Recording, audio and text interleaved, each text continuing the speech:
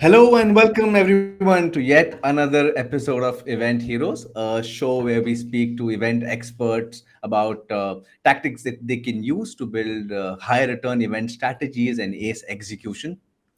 My name is Ketan, and today we're going to be talking about mapping event strategies and events to the marketing funnel. I have with me Kelsey Taylor, a brilliant event marketer at Vanta. For those of you who don't know Vanta, they're the world's leading compliance and security platform, automated security and compliance platform. And prior to Vanta, Kelsey was running event strategy at Outreach, Yext, and Wired. So, hi, Kelsey. Welcome to the show. Hi, Ketan. Thank you so much for having me. Sure. A couple of housekeeping things before we get started. Yes, the show is recorded. Yes, the recording will be shared. And if you have any questions, please use the Q&A box and we'll get to it towards the end of the session. Yeah, okay. So let's get started. How have you been, Kelsey? How's the new year been so far? I'm doing very well, thanks. It's been quite busy the first 12 days of the year, but I'm really energized for what's to come, both professionally and personally this year. Awesome, awesome. I have to tell you this. I was doom scrolling on LinkedIn a couple of nights ago, and I came across this post by Ryan No. He's the CEO and co-founder at Vendor. So Mhm. Vendor basically helps organizations with SaaS buying. They have a platform, and he was just saying that they were looking at the data for the past 4 or 5 weeks about purchase behaviors and intent, and Vanta was right up there in the net new purchase requests on Vendor. I mean, that's amazing. Congratulations to you and the entire Vanta team. Thank you. It's a true marketing-wide effort between every single marketing function, and we're very honored and excited to see that from Vendor. Awesome. It cannot be any other way, right?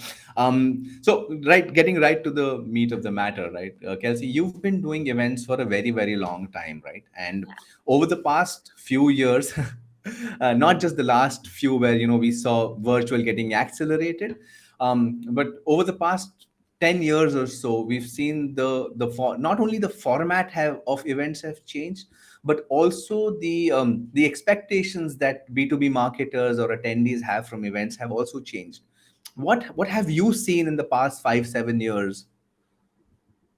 That's a great question. I thinking about sort of pre, during, and post pandemic times, the bar for events is so much higher now, no matter the format. Our audiences have limited time, limited resources, either to attend a virtual event or travel away from their lives, their families, their dogs. And we want to ensure that we're delivering valuable, actionable insights that they can take back to their teams and implement immediately, again, no matter the format. And there isn't really anything worse than attending an event and really not finding any value in it or being disappointed that the expectation didn't line up with reality. I think also the days of events being more stand and deliver, and a company and their speakers standing on stage and delivering a really long keynote or something like that are dwindling. I've seen a lot more emphasis on shorter interactive sessions, and organizers are really optimizing for to facilitate the organic meetings between attendees. We're really trying to recreate those hallway conversations that have just gotten missed from office and from the office environments that not a lot of us are in these days. And the most memorable experiences not only come from learning and attending an event that will drive value, but building community and celebrating each other. Yeah, I mean, I couldn't agree more. Community has become one of the key tenets on which events are built, right? Folks don't have the patience or the will to leave their families, like you said, travel, live in a hotel to attend events that just don't deliver, right? And Right. and there are a lot of events happening over the past few years. The pandemic just accelerated one component, and then there was obviously the revenge attendance, and people were attending all sorts of events, which Mhm. is a great thing, right? It just brings people closer, and it's just a lot of learning that's happening. Um, Right. But a lot of organizations do struggle with building an event strategy, right? They're not sure what kind of a mix to consider. So what questions should one look at answering when they're looking at building an event mix, or they're looking at building their event strategy? What, in your experience, is the right way? That's another great thing to think on. I bet that event marketers and a lot of the audience here today could opine on this for hours and really not ever get to the bottom of it, because the factors that go into an event strategy are so endless, and you could debate the merits of one over the other every minute of every hour of every day. But a couple of factors that I keep in mind are what are the true goals of the event? Why are you having an event, and why do you want to do the event? Is there a business need? Is there a competitive need? Is your competitive set doing something that you might want to get in on? What is the geographical concentration of your audience? Are you activating an event in a time zone or a location where you have a high concentration of customers and prospects? And that's a really big deal, because you want to make sure you're getting the most sort of bang for your buck with your audience. And really, I think especially with virtual events, finding a time and finding a time zone to really host events, and you and I are in very different time zones, is really, really tough, because you want to get everybody, especially if you have worldwide customers. Budget and is a huge factor. Where is the budget coming from? How are you want and need financial buy-in from your C-level executives, from your finance team, and don't want to spend frivolously, but events cost more. And especially now, we're seeing that event prices, especially for things like production and equipment, are about 50% higher in 2023 than they were in 2019. And so how much are you expecting? What is the, if you can't project an expected return, what are those other factors that you can prove? What does that look like?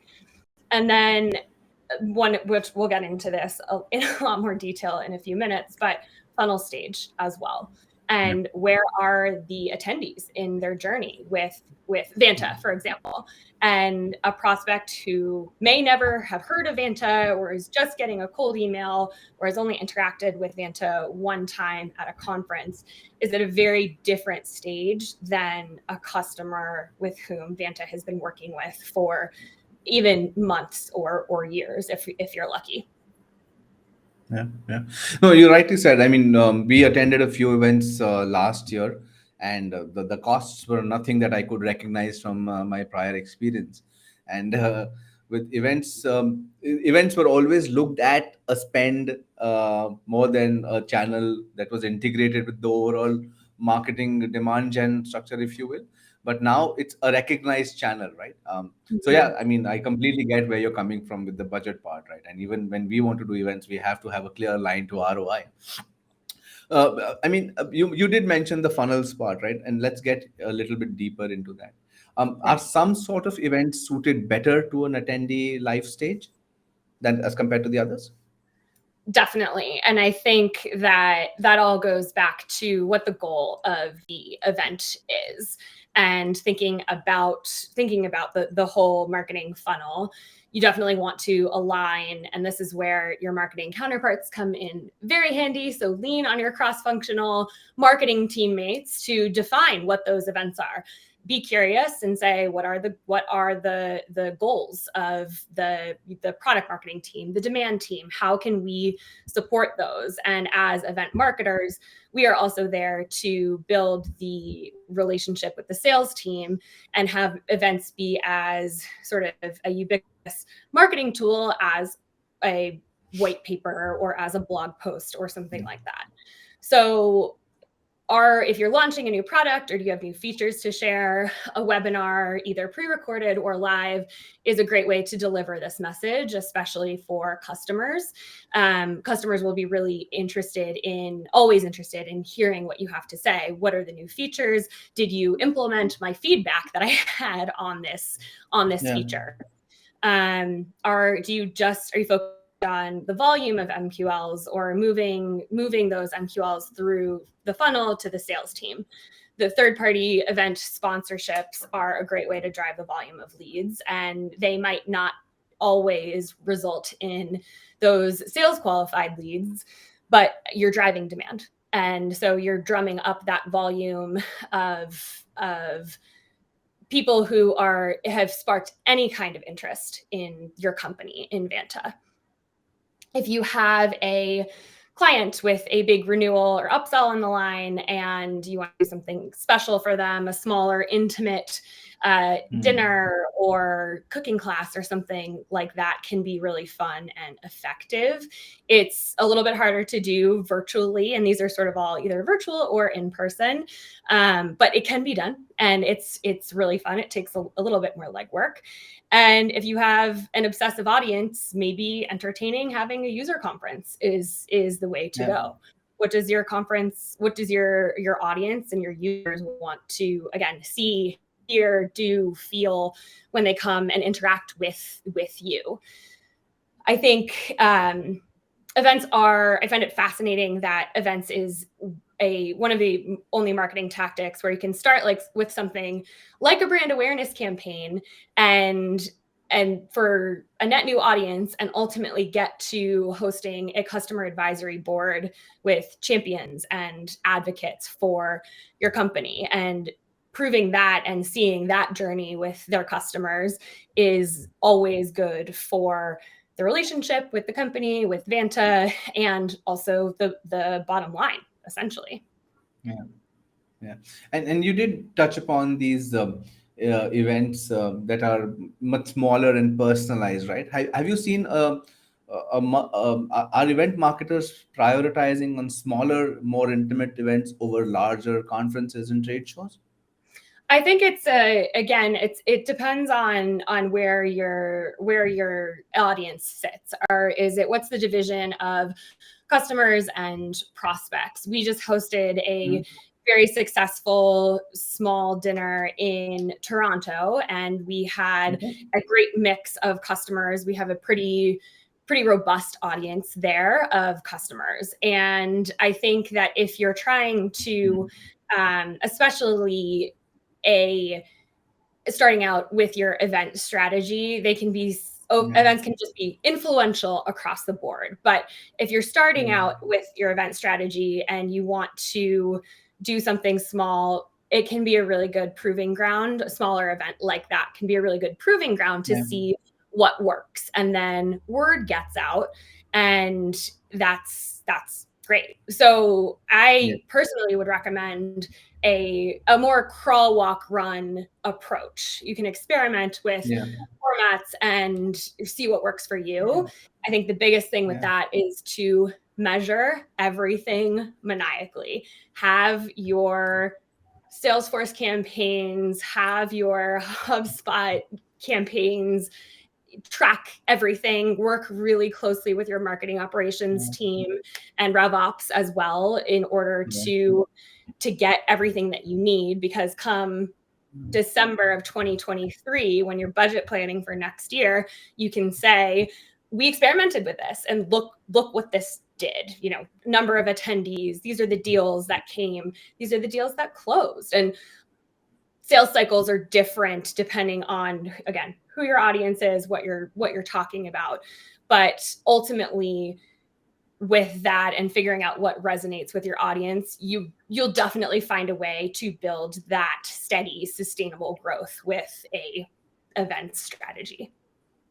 Yeah, like you said, right? It's not isolated anymore. You've got events at the center of everything, and I'm really happy to see events becoming an integrated part for, driving revenue.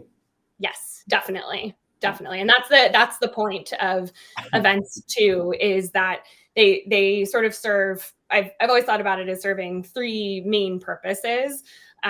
Especially when you get to a size where you're hosting your own user conference, and it is a revenue driver. And Yeah. that's something that not a lot of people have seen or do see, but it's also about brand awareness. It's also about recruiting. You put on an amazing event, an amazing webinar, and people say, I want to come work for a company that does things like that. Yeah.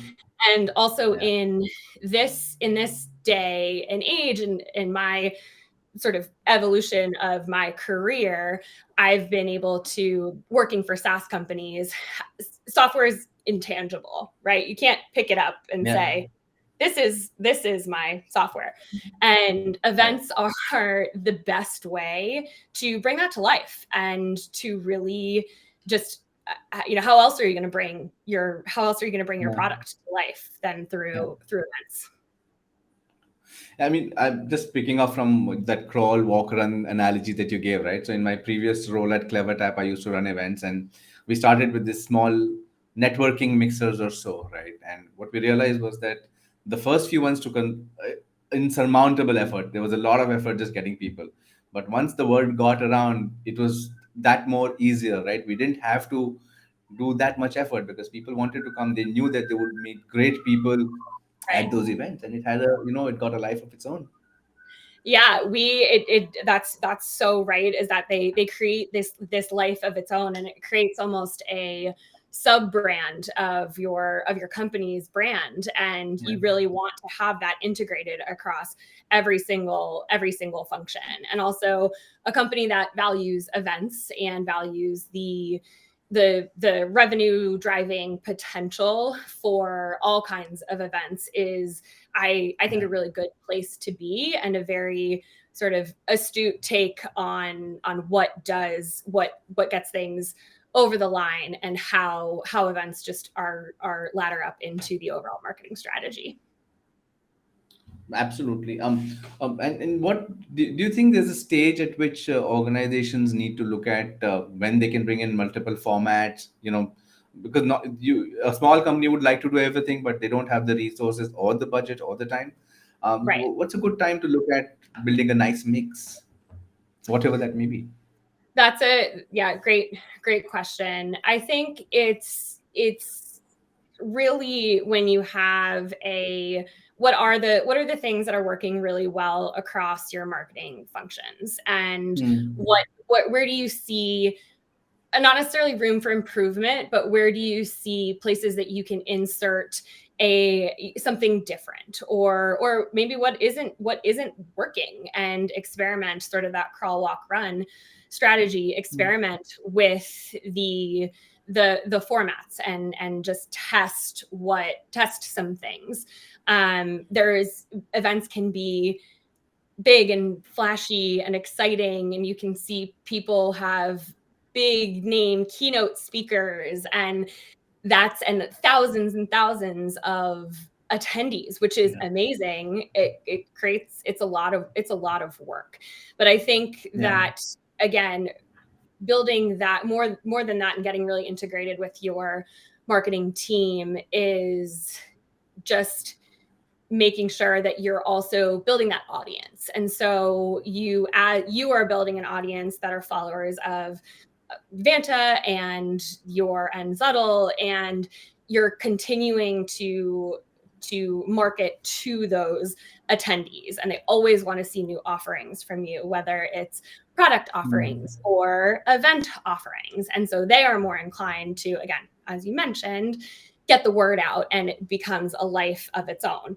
But continuing to think strategically, and take into consideration and take good care of your attendees, no matter what they attend, will Yeah. build that obsessive brand for your events. And they'll constantly say to your CSMs, when is your next event? And can I put the dates on my calendar?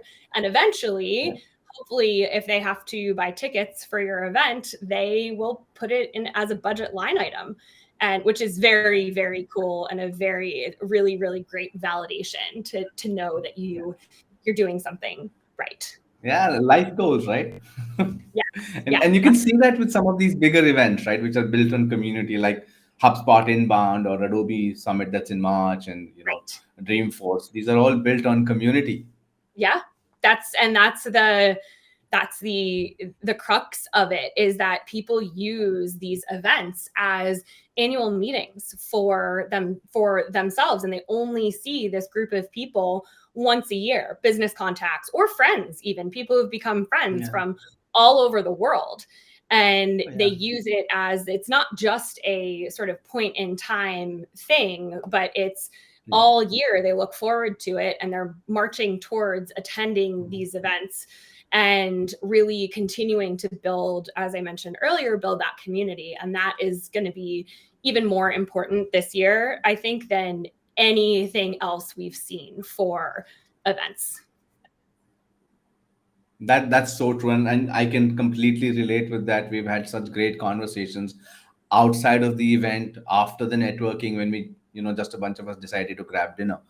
Mm-hmm. You're completely on point there. And I knew we said that we'll take the questions in the end, but I think there are a couple of questions that are very timely here, right? Okay. One is, there's one question that's come in that's saying that, for a company that's just starting to build off events as a channel, right? Mm-hmm. What would you recommend starting with?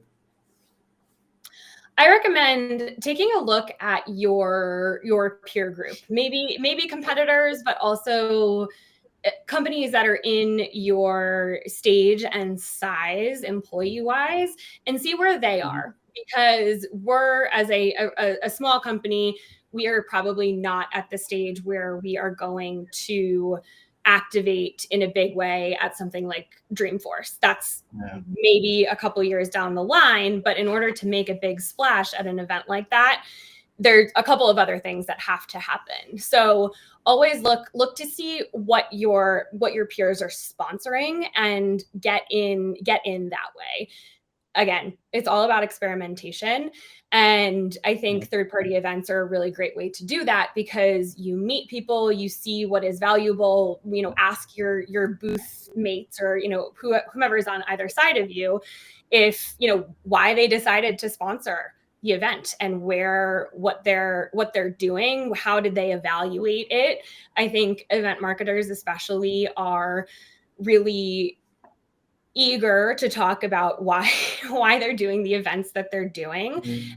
and really open to it as well. And even Yeah. people who, was talking to a friend last week, who works for a much smaller company, and they're just sort of in this stage of evaluating events, and so looking to see where those people are, and why, being really bold and sort of bullish on asking about why they chose the events that they did, and sort of what they hope to get there. So I'd say being a sort of master networker, and that can also go into that can be part of your really intensive tracking as well, because all of that anecdotal feedback, and also is they are also data points for that.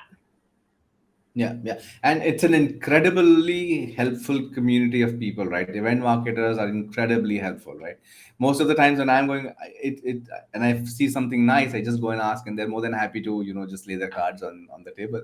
So yeah, and a follow up to that question is, what should one look at in terms of a payback time, right? So when you're thinking budgets and you're spending on events, how long do you think it takes to come back? I think it depends on the market segment that you're really focusing on. Obviously, an enterprise sales cycle is a lot longer than a Mm, small business sales cycle. So, enterprise sales cycles are really, if you're mapping sort of event return to that, which could be, then that's 12 to 18 to 20 to 24 months. But something like an SMB or a mid market could be immediate. I had somebody at VantaCon in November, which was our user conference, our very first user conference. And we had somebody who came to the event and said, I am with someone else who does the same thing that you do. But after sitting through our CEO's keynote for 5 minutes, I've realized that I need to work with you all instead.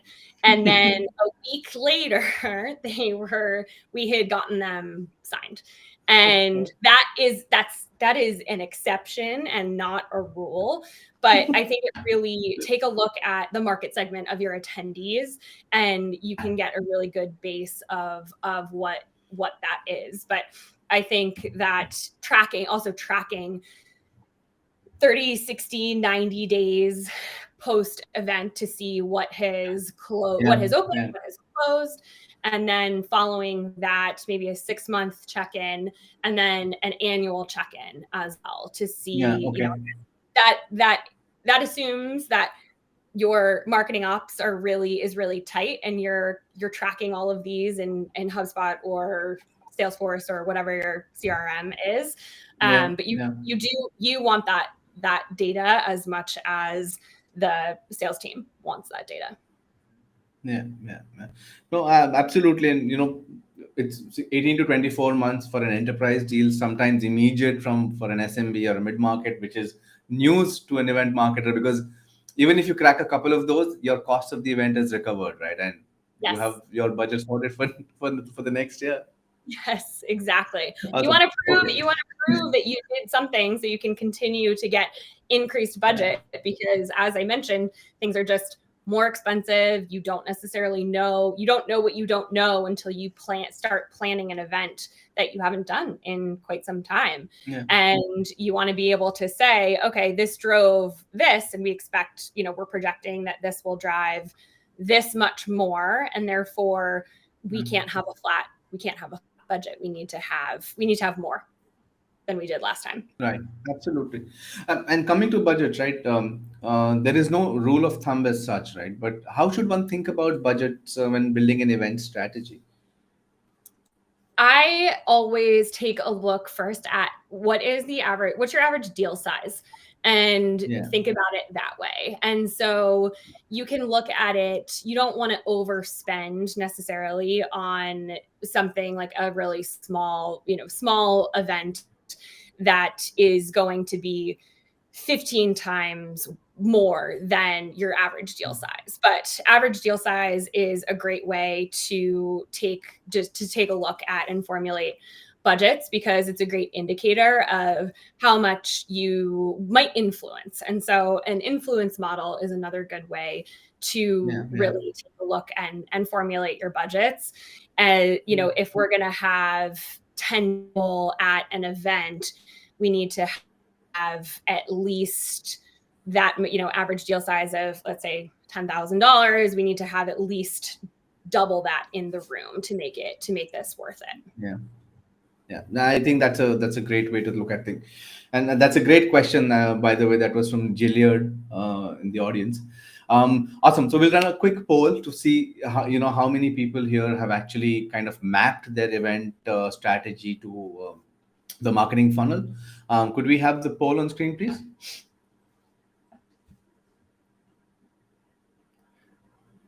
All right. We'll just give like 30-40 seconds to folks. Yeah, this is a great question. I'm interested to see what the answer is.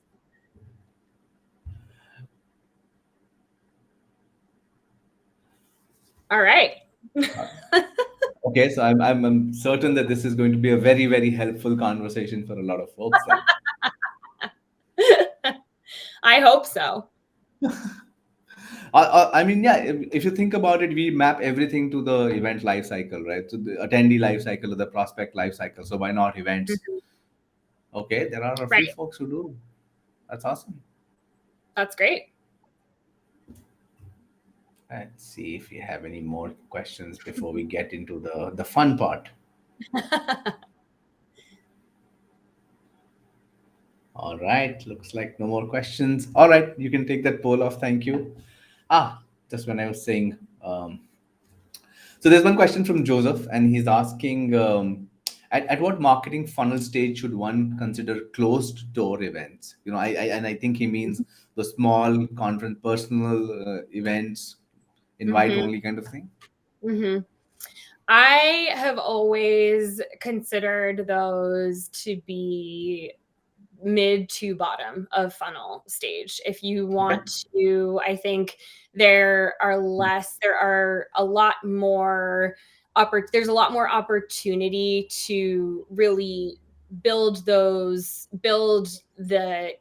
content or the event to a really specific audience that way. And so I'd say even close, maybe not all the way at the bottom, but between bottom and sort of mid bottom, but not exactly the middle of the funnel. You want them to be relatively far along in their journey with you in order to make it more impactful. And also, this is where curiosity becomes really valuable, in that you can learn about your customers and or your prospects, and what makes them tick, what do they love to do, what would really resonate with them, and how can you create an experience for them. I think that there are things like VantaCon, for example, our user conference. We were very specific on who we wanted to invite, and it was an invite only event. And because we really wanted to make sure not only that we had the right people in the room, but getting back to that community building, that Yeah. everybody else was getting value of the other people in the room. And so taking that into consideration as well, and making sure that you're, again, creating value, not just with the content that you are delivering, but with the experience that you're creating for your attendees, who are presumably peers of one another, because their shared interest is your event. Of course. And making sure that you're thinking about that and taking that into consideration. Awesome. Okay. Fantastic guidelines. One last question before we move on to the rapid fire, and I think it's a good question, but it will kind of help us summarize what we've spoken so far, right? Again, it's from Gilliard. For a B2B SaaS company, what kind of event mix would you recommend across its life cycle between, say, Series A to Series C? Good question. I think definitely looking at the overall sort of, we're starting in January, right? So you're looking at sort of the a year long strategy, for example. I think the figuring out what times of year will be the most impactful for you, and whether that's quarterly, first half of the year, second half of the year, and figuring out, maybe it's activating at one or two bigger, I say bigger, but I mean third-party events, and sponsoring a couple of third-party events a year. I'd say maybe at an early series, 2 to 3 to 4, and experimenting with what that looks like. Did you have a good experience? Who were your peers there?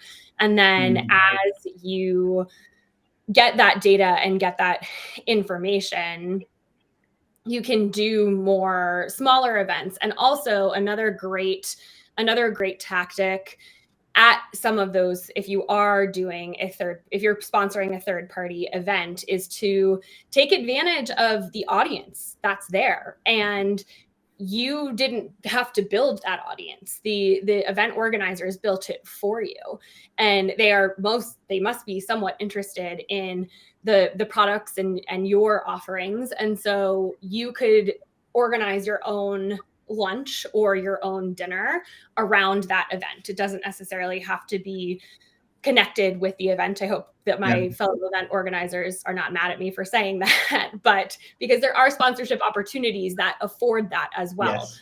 But if you don't, or you have a smaller budget, or you can't do that, then taking advantage of that audience in have a meetup or something like that after a session, or have a breakfast, stop by and say hi for a breakfast or a coffee or something like that as well. So I think leveraging audiences that you don't necessarily have to build from scratch Yeah. is really valuable in starting an event, starting and building your event strategy. Yeah, there is a reason why event marketers are called superheroes, right? Because they're a marketer, they're a salesperson, they're a customer success, they're everything rolled into one, right? But this Yes. has been fabulous. I mean, I have learned so much, right? But yeah, this is the fun round now, and put your rapid fire questions hat on. Okay, first Okay. question, right? Because it's New Year, so we have to start with this. What's your New Year's resolution? Oh man, I really want to explore Colorado. I live in Colorado and I really want to explore more of Colorado. And there's so much that I feel like I haven't seen. I've lived here for about 4 years, and just little mountain towns and driving in without a real destination, and hiking in places that are sort of the paths less traveled. And I have a dog, so he and I definitely do a lot of exploring, but I want to do more of that.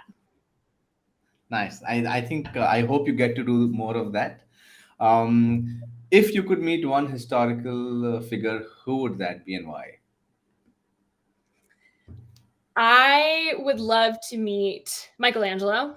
I studied abroad in Italy, and I am obsessed with his work and his paintings, the sculptures, his story, and I would love to see just what life was like in Italy back then, and just absolutely just rack his brain for everything that we now Yeah. know about that time, which is just fascinating and really beautiful to me. Such a talented artist, right? Okay, one song that you have completely memorized. I can sing every word to Love Shack by the B-52s without missing one. Awesome. So maybe when we speak next time, we'll start with that. A karaoke Um, session. sure. Um, the best piece of event advice you've ever got? Something that I've definitely applied to event advice is don't burn bridges. It's Mm, not it's not worth it. You truly don't know who is going to come back into your life and how they're going to come back into your life, whether it's a vendor or a coworker or a competitor. Even you might end up working with them one day. yeah. And I think that takes the, we all get frustrated, and we all get in ways, but that has served me really well in continually building relationships over the last 10 to 12 years. Yeah, and I think that's just good life advice in general. Yes. Okay, last question. Which other event marketers would you recommend we get on the show? I think you should talk to Lindsay Nemec from Pendo. Awesome. All right. Okay, that was it. You scored fabulously, and thank you for your time, Kelsey. This has been most wonderful. I hope you get to keep your New Year's resolution. And yeah, thank you for your time. Thanks for your time, Ton. I appreciate it. And thank you to Zuddl for having me. Sure, anytime. Have a good one, and Thanks, thank you you too. everyone for joining in. Yeah, we'll just share the recording as soon as it's ready, and see you guys soon. Thanks.